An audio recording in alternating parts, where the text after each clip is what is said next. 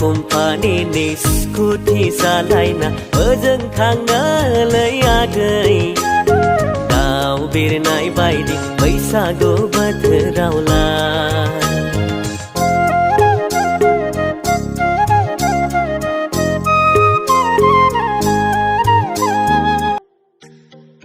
hello friends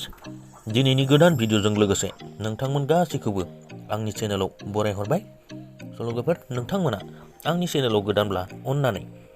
आंनि चेनेलखौ subscribe खालामनानै लादो लोगोसे बेल आइकनखौबो क्लिक खालामनानै लादो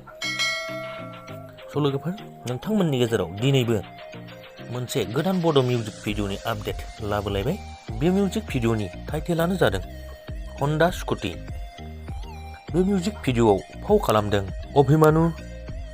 रत्नेस्वर अनसुमै आरो अंजुलि बे मिउजिक भिडिअआव कनसेप्ट डाइरेक्शन आरो कोरियोग्राफ खालामदों Bijay DOP aerial post production होदों बिलिफां बर' MUA दं अनसुमै बर'आ बे मिउजिक भिडिअनि मेथाइखौ रोजाबदों दावहारु बसुमतारी लिरिक्सखौ होदों निजोम बसुमतारी टिउनखौ होदों दावहारु बसुमतारी मिउजिकआव दं अमर बर' सल'गोफोर बे मिउजिक भिडिअआ बिलि प्रडाक्शन प्रेजेन्टनि गेजेरजों अफिसियेल रिलिज खालामजाबाय लोगोफोर नोंथांमोनहा जायफोर बे मिउजिक भिडिअखौ नायाखै फुल भिडिअनि लिंकखौ आंनि भिडिअनि डिसक्रिप्शनाव होनानै दोनबाय नोंथांमोना गोसो गुदुं दङब्ला